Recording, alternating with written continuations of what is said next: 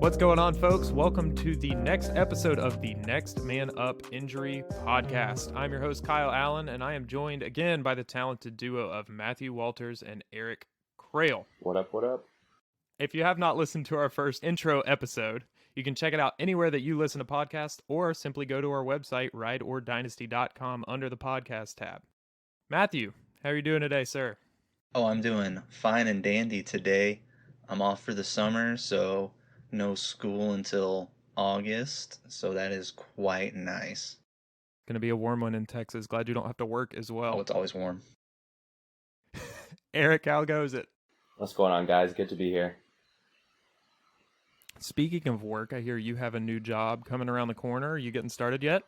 Yeah, it's actually the same company, but I'm just swapping clinics. So last week was sort of just a big transition week of passing off patients to different physical therapists and making sure that their care will be pretty seamless. But now I'll be working a lot closer to home, so that's pretty good. Well, that's certainly a big advantage for you. I'm sure that you are a tough act to follow for those other therapists. Well, to get this thing started, we're going to kick off our season of injury reports and reviews to kind of go along with the fast approaching start of training camp.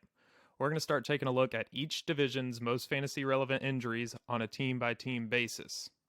So we're going to break down injuries from last year, how they'll affect the fantasy landscape moving forward. So for our first episode, we're going to kick things off with the NFC East.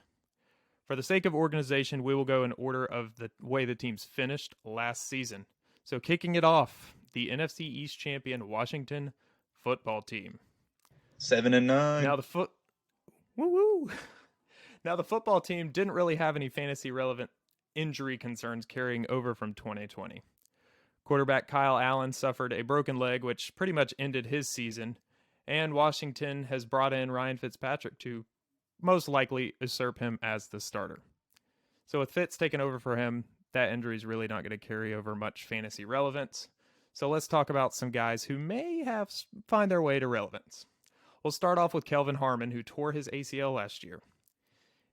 At the start of the season, it seemed like he might be the third or the fourth receiver candidate for Washington. But with the addition of Curtis Samuel and Adam Humphries in free agency, and Dyami Brown and Dax Mine in the draft, does Harmon's return really have much fantasy value, Matthew? So going into this year, I really don't think it does. Unfortunately for him, he tore it in the preseason last year, so he missed this whole season. And maybe if he would have had that season to kind of fully, be that third option and they trust him going forward. But judging kind of them taking Dyami Brown, signing Curtis Samuel, at best, I see him being the fifth option going into this year. Now, luckily for him, with the ACL tear, he'll be probably fully good go going into training camp, going into next year. I just don't see a way for him to really be any more than the fifth option on that team in an offense. Yeah, it's tough for a guy with no track record in the NFL to really make a breakout after missing his rookie year, but we'll see what will happen. Stranger things have happened, especially in Washington. Now, to discuss quite possibly the most fantasy relevant player on that team outside of Terry McLaurin, Antonio Gibson suffered a turf toe injury in week 13. Obviously, he was able to come back and finish out the season for them. But do we have any concern for future injuries with something like that, Erik? Yeah, so Antonio Gibson is one of my favorite players on the Washington football team. And, it stinks because turf toe can be a really serious ailment. But like every injury, it's a spectrum. So the amount of tissue damage determines the severity of the injury. Minor turf toe injuries are comparable to like an ankle sprain for your big toe. So you can have a big serious sprain or a small minor one. And at worst, a very bad turf toe injury can result in a bone fracture and require surgery. And these are the players that we're worried about long term.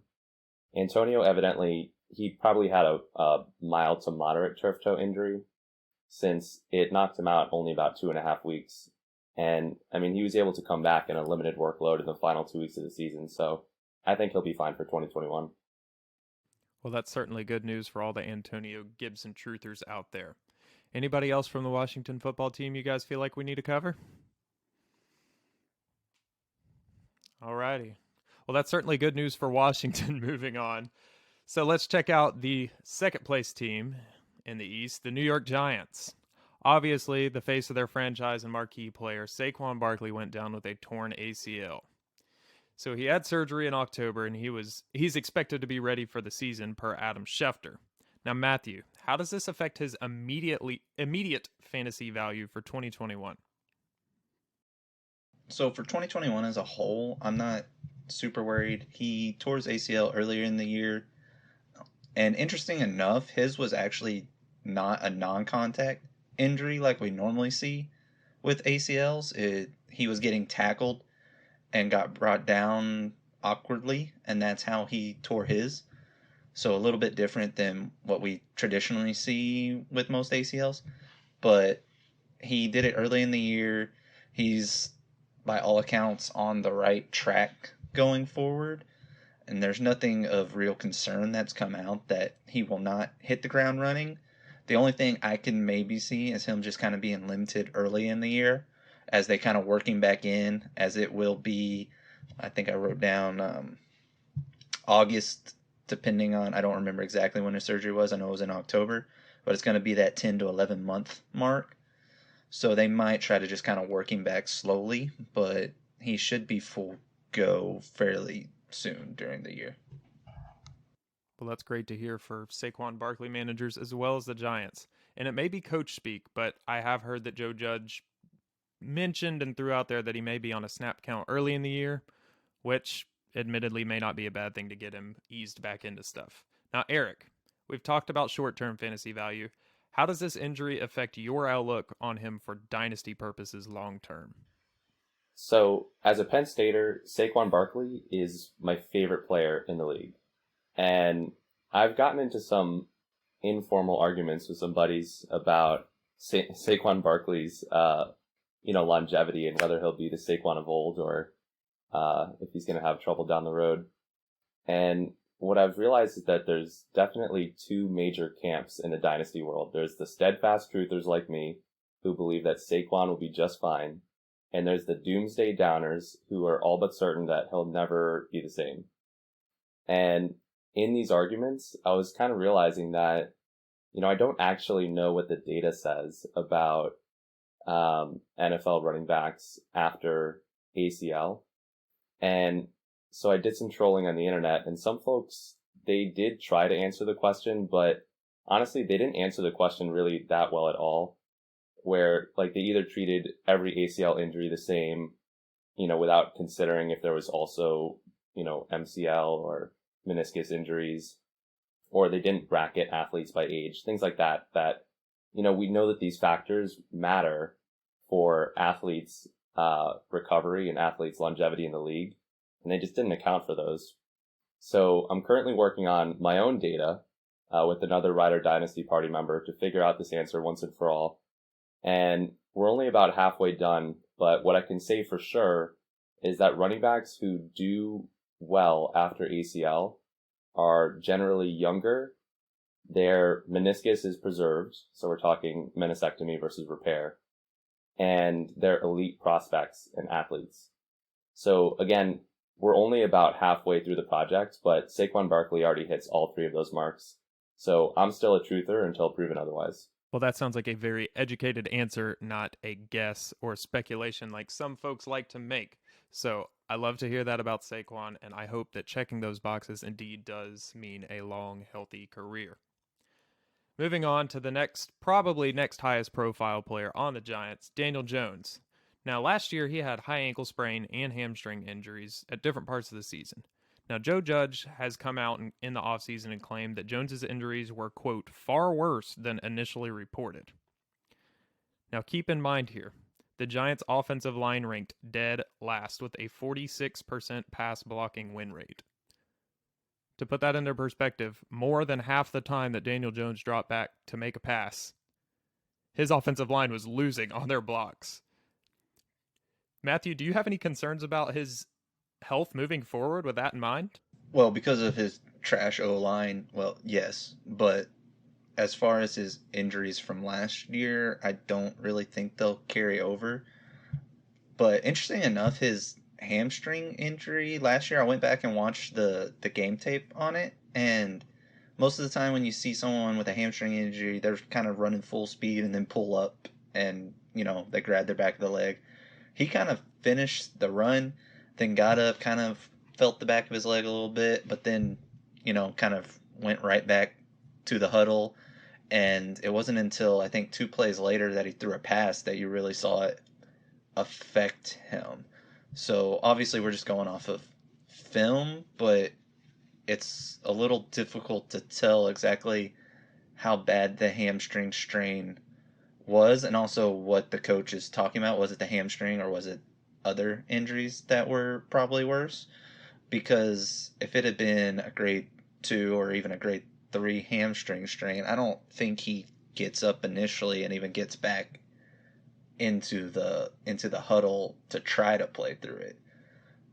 But it's probably going to be fully healed next year. I'm not too worried about any re-injury or anything like that. So definitely more fear about his offensive line actually protecting him than for sure future injury. For sure. Like, I mean, maybe getting wrecked by the defensive line and getting a concussion is more of a concern than any of the hamstring or ankle or anything like that. But yeah, when you have to play against Washington's pass rush twice a year, that's not a good sign for your health, regardless of how good your offensive line truly is. Now, Erik, obviously, with him playing through injury, he's demonstrated that he's a tough player. He was under the tutelage of Eli Manning, who's noted as a tough player as well. Does his toughness and willing to play through pain help or hurt your fantasy team? I mean, as a fantasy manager, I love his toughness. Players suffer undisclosed injuries every year. I think Matt Stafford is a good example of someone who's had 10 publicly announced injuries since 2009, and we love him for that. He plays through the pain when he can. Another good example, I think, is Justin Fields. He played through a rib injury in his final college game, and that's the attitude that we want from our fantasy players, because if you don't play, then you can't score those points. Clinically, my only comment is that he's only 24 years old. So he's a lot better off rebounding from injuries than someone like Tom Brady or probably Aaron Rodgers. Yeah, absolutely. His conditioning and age are certainly going to help him with that moving forward. My only caveat to that is sometimes we see players trying to play through injury, like we've seen in the past, like Big Ben tried to play through when he had his elbow injury a couple seasons ago. And you could tell that it was kind of hampering his ability. When it gets to that point, that's when it's frustrating as a fantasy manager, because it's like, they're going to start him, so there's a possibility he could be okay and he could play well. But I've also got in the back of my mind, like, I know something's bothering him. He's not going to be at 100%. Do I risk it and go with one of my lesser options, or do I send him out there? It kind of makes it tough. But I can totally see where you're coming from, and I like to have my guys out there. And Daniel Jones, while not really thought of as a running QB, he does get quite a few fantasy points from running. So if he gets nicked up in the lower body or anything like that, that can affect his fantasy value as well. Absolutely. So the next player on the Giants, new to the Giants, I might add, that I wanted to discuss was Kenny Golladay. Now, I drafted him for the first time last year, and I was so excited in the preseason, and then I was just vehemently disappointed after like week 4. Historically, he's remained healthy and been a great contributor in fantasy. He only missed 1 game prior to 2020, excluding his rookie season when he wasn't a starter to begin the year. Now, does the hip injury and so much missed time make you hesitant to draft or trade for him? Or does Daniel Jones' downfield talent intrigue you enough to try to get him on your squad, Matthew? Well, Daniel Jones has to throw the ball to someone. It's probably going to be the receiver they just signed and has proven to actually be a good receiver in the NFL. The hip injury was kind of weird though, because I remember last year just every week I too had Kenny G on one of my teams, and every week I was like, oh, he's gonna play this week. It's gonna be fine, because they never really actually said what the hip injury was. I was under the impression that it was kind of like a hip pointer he suffered. Well, it turns out it was actually a hip flexor strain, which makes sense that he struggled so much to come back then, because anytime you try to sprint with a hip flexor strain or jump or do anything athletic, there's always a chance you re-aggravate it, and there's always a chance it's gonna hurt. And once it starts hurting, it's not gonna stop.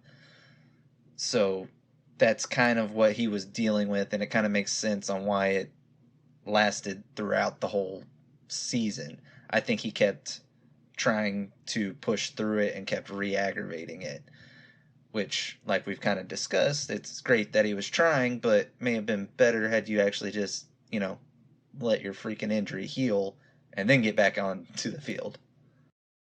Absolutely. That's actually, the way you explain that is a very good explanation of what we were kind of talking about a second ago with DJ, is that, toughness can sometimes be, the Achilles heel to a player, pardon the pun. It can kind of hold you back in the long run and is frustrating, obviously, for his real life football team, but for our fantasy rosters as well. So next up, we'll talk about the third place, Dallas Cowboys. So obviously, the huge injury that everybody remembers last year was Dak Prescott's disgusting looking dislocated / fractured ankle. When I didn't see it live, but when I saw the replay, I thought his foot came off. It was awful to watch.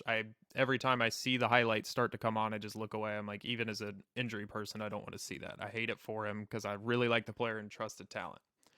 Earlier this week, actually, he said himself that he feels like he could play a game right now and be very successful.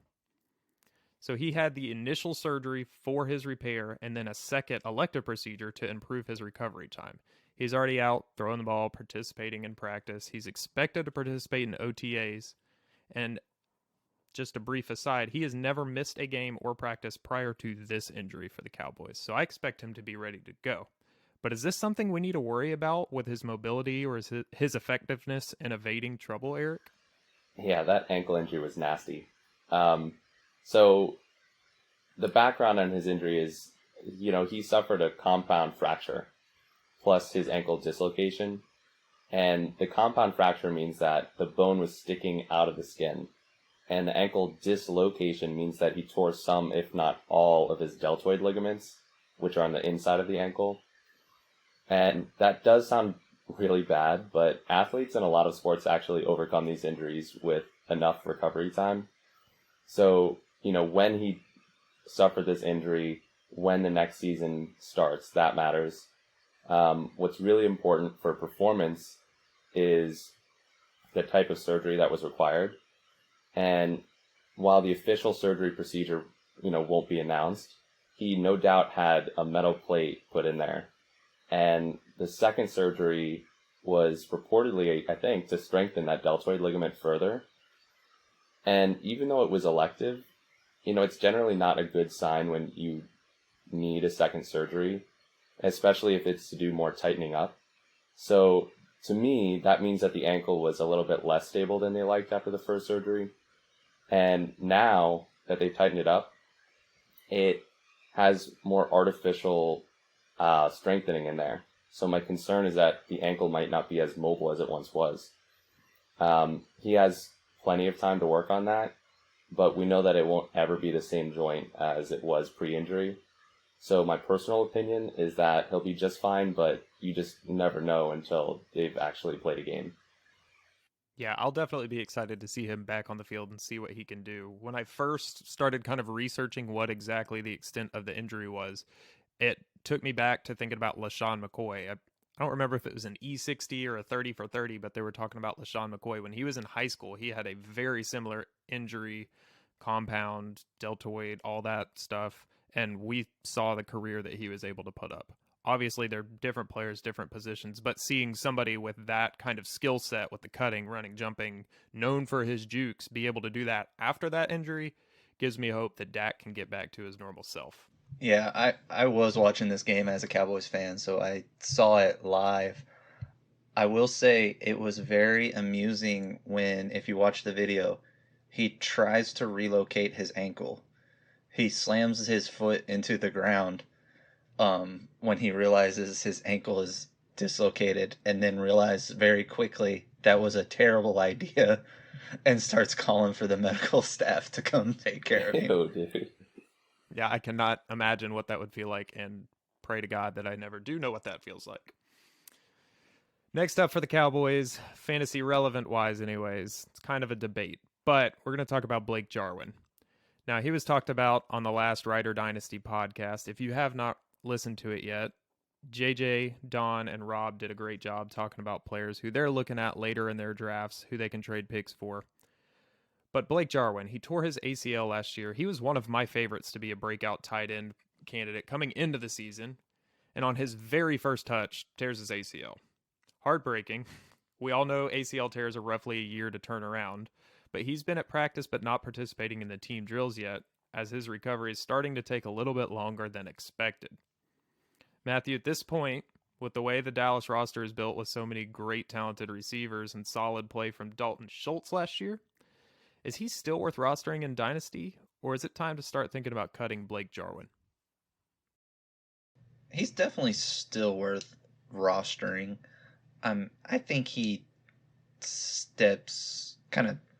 It's hard to say if he jumps over Dalton Schultz or if they kind of do this two-man tight end approach in that neither of them really are fantasy relevant. Now, Jarwin's injury was kind of the traditional non-contact ACL pivot and then just collapse, grabs the back of the knee. It's a little disheartening that he is kind of having setbacks, but he did it week 1.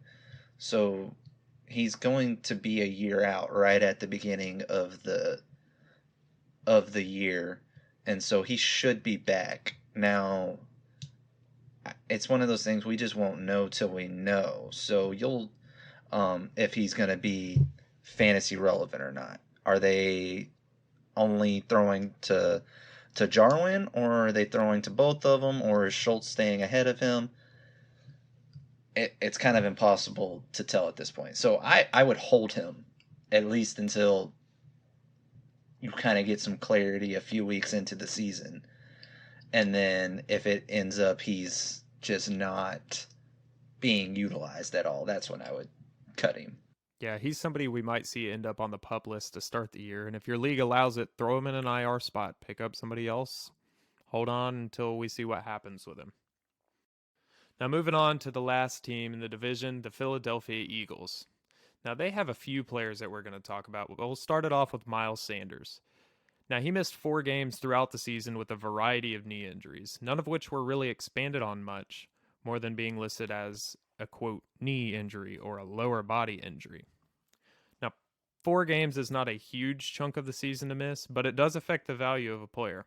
If you roster Sanders, Eric, are you trying to move him, or are you holding on for now? Yeah, I mean, as a Penn Stater, I've never really been on the Miles Sanders bandwagon to begin with, and I think that's just the Saquon Barkley effect. It's a tough act to follow. I think that his ambiguous knee and lower body injury designations are related to his low-grade hamstring strain that he suffered in the preseason. That's just my conspiracy theory. And if this is the case, though, and if it was a recurrent hamstring issue, normally I would get, my ears would perk up about this, but I'm not too concerned since he really doesn't have a history of this injury that I know of. But to answer the question, if I had him, I'd probably hold, just because I think he's lost a bit of value, really just not being the hot name that he once was. I think he's still good, but I'm just not certain that you could recoup the value he's actually worth to your team right now. If he's not somebody you drafted, then you probably paid a pretty penny to get him on your squad, and it's worth holding on for now. Yeah, that's right.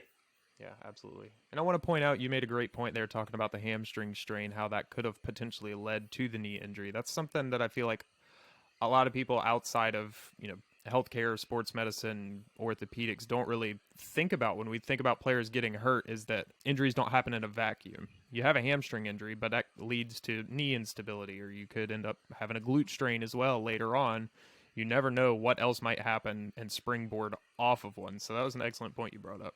Yeah, that's right. And I think it's really, really tough to treat injuries, like you said, in a vacuum, especially when they're being suffered in the preseason or worse during the season, where you just really don't have that time to recover. Yep. And no 2 injuries are the same, even though, we had Saquon Barkley and Blake Jarwin. There's a good example. We talked about both of them. Yeah, Barkley was a contact injury. He was kind of being dragged down from behind and just took an awkward plant and it went. Blake Jarwin just buckled and pivoted and there his went. So they're the same injury and they may have the same or similar recoveries, but one's ahead of the other and they were different mechanisms. So you never really know. Next player up, Jalen Reagor. Now, he had different kinds of injuries. He had a thumb injury once, he had a head injury, and he missed the majority of 6 games last season.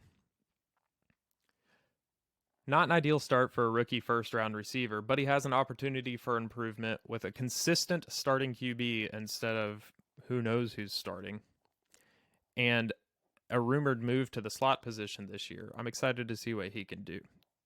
However, with suffering different injuries and a little bit of an injury history, Matthew, do we have any durability concerns this season for Reagor? So with Reagor, let's start with the head. That happened the last week of the season.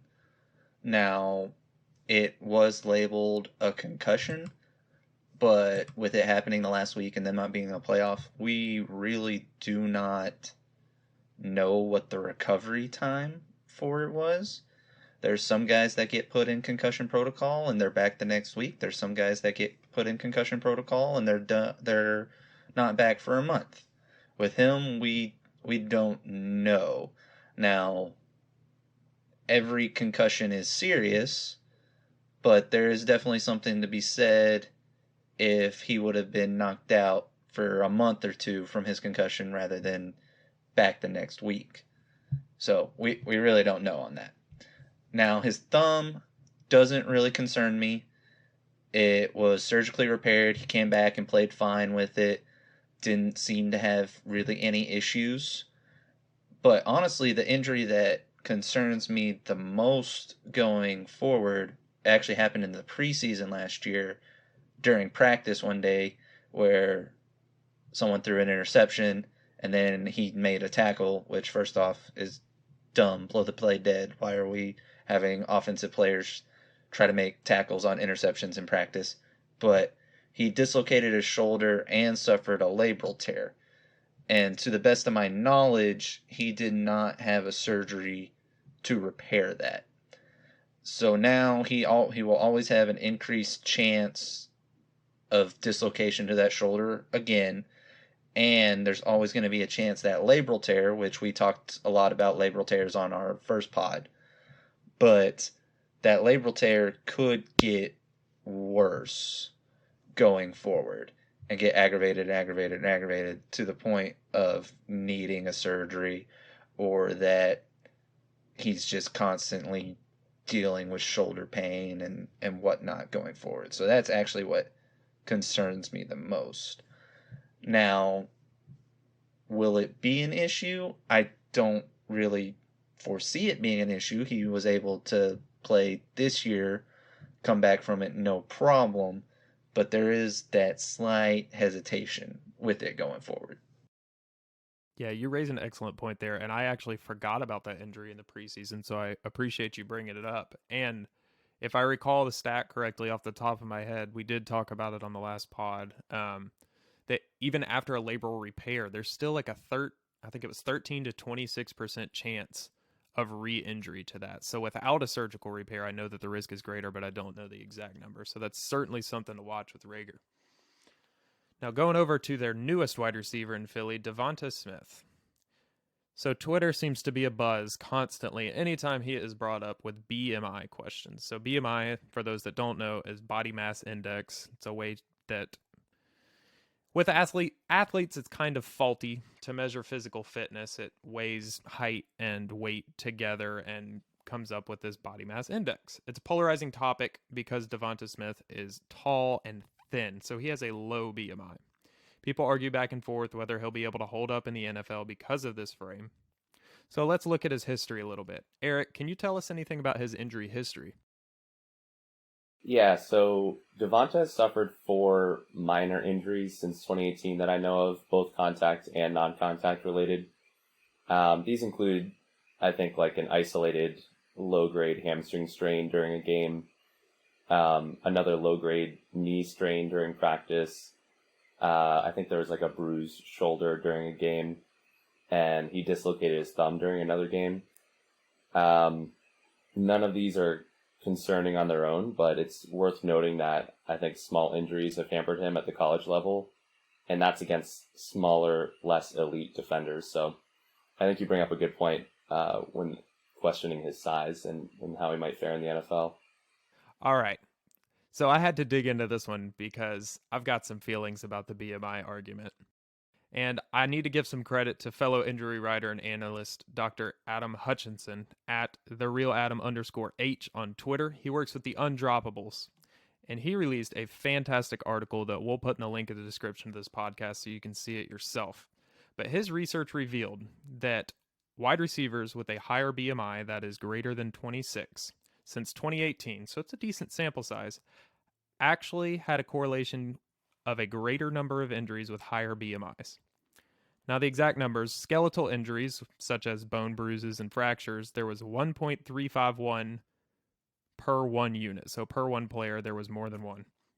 Soft tissue, it was 1.069. That's things like ligament tears, cartilage injuries, 1.069 per 1 unit. And concussions was 1.148 per 1 unit. So that points to there's actually a little bit higher injury risk for players with a BMI over 26. Now, Devonta Smith is well below that. What does that mean for him, though? It does mean that BMI does matter, but it's not as big of a contributor to injury risk as some realize. According to Adam's model and his statistics, Smith has a 4.6% chance of suffering a skeletal injury over the first 3 seasons of his career, and a 2.13% chance of that type of injury in his rookie season alone. So those numbers were pretty comforting for me to kind of put some statistics behind it instead of just, speculating like, oh, he's skinny. The NFL players are faster and stronger. Like, yes, we know that. We acknowledge that. But the dude played in the SEC. It's not exactly, powder puff football. So just to clear up what you're talking about there, BMI greater than 26 is actually leading to slightly greater injury chance than BMI less than 26? According to Adam's research and his statistics, which, again, we'll provide a link to so everybody can see it. But yes, that is correct. There was increased occurrence of skeletal injuries, soft tissue injuries, and concussions with a BMI greater than 26 since 2018 with wide receivers. But just slightly. Correct. But Gotcha. It's the opposite of the argument for Devonta Right. Smith. Everyone says because he's so BMI. skinny, he's going to get hurt more. You need to be freaking out and fade him because he can't take a hit in the NFL and blah, blah, blah, blah, blah. But we will see what he does. It will certainly be interesting to see Philadelphia with their new wide receiver next to Jalen Reagor, who was off injured last year. Hopefully one or both of them can stay healthy this year. So, folks, that does it for the NFC East and this episode of The Next Man Up. Next time, we'll be discussing the NFC West, what we can expect in 2021 for the Seahawks, Rams, Cardinals, and 49ers. As always, we'll close it out with our social tags. Matthew, where can we find you? You can find me mostly on Twitter @FantasyFerret. That's where I like to go and talk nonsense fantasy football with everyone and just get away from normal life. It can certainly be a good escape. And Erik, where can the listeners find you, my man? You guys can find me on Twitter. I am the Fantasy Football Nighthawk. You can find me at @FF_Nighthawk. Cacao. I'm taking that out. I'm so sorry. You can keep it. Oh, gosh. And again, my name is Kyle Allen. You can find me on Twitter @KAllen_4. Don't forget to check out WriterDynasty.com for the latest from our tremendous team of writers. And get us a follow on Twitter as well @WriteOrDynasty. And one last thing before we go. Always remember that the best ability is availability. Peace.